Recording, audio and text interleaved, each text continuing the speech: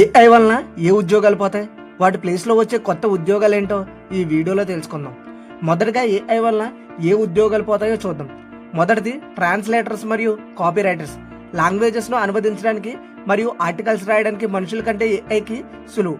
ఇప్పటికే ఎగ్జామ్స్లో క్వశ్చన్ పేపర్ను కూడా ఏఐని యూస్ చేసే ట్రాన్స్లేషన్ చేస్తున్నారు. రెండవది డేటా ఎంట్రీ జాబ్స్. డేటాని ఎంటర్ చేయడంలో మనుషుల కంటే ఏఐ సులభంగా పనిచేస్తుంది. మూడవది కాల్ సెంటర్ మరియు కస్టమర్ సర్వీస్. ఇప్పటికే దీని ప్లేస్లో చాట్ బోర్డ్స్ అనేవి వచ్చేసాయి. ఫ్యూచర్లో ఈ ఉద్యోగాలు మనుషులు చేయలేకపోవచ్చు. నాలుగోది accounts and book keepers.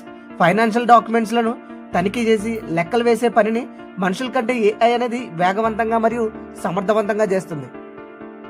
AI ద్వారా వచ్చేటువంటి కొత్త ఉద్యోగాలు ఏంటో చూద్దాం. మొదటిది ఏఐ ప్రాంప్ట్ ఇంజనీర్. ప్రస్తుతం మరియు భవిష్యత్తులో డిమాండ్ ఉండబోయేది ఇదే. రెండవది AI developer and machine learning, అంటే సిస్టమ్స్ ని డిజైన్ చేసి శిక్షణ ఇచ్చేవారు. మూడవది AI ethics and governance officer. AI tools ని తప్పుగా వాడకుండా చూసేవారు. నాలుగోది రోబోటిక్ టెక్నీషియన్స్. రోబోలను రిపేర్ చేయడానికి, నిర్వహించడానికి వీరు అవసరం. ఐదవది human centric manager. AI tools ని మనుషులతో కలిసి సమన్వయం చేసేవారు. ఫైనల్ గా ఏంటంటే ఏఐ అనేది ఉద్యోగాలను తీయదు, ఏఐని వాడిన వారిని మాత్రమే తీస్తుంది.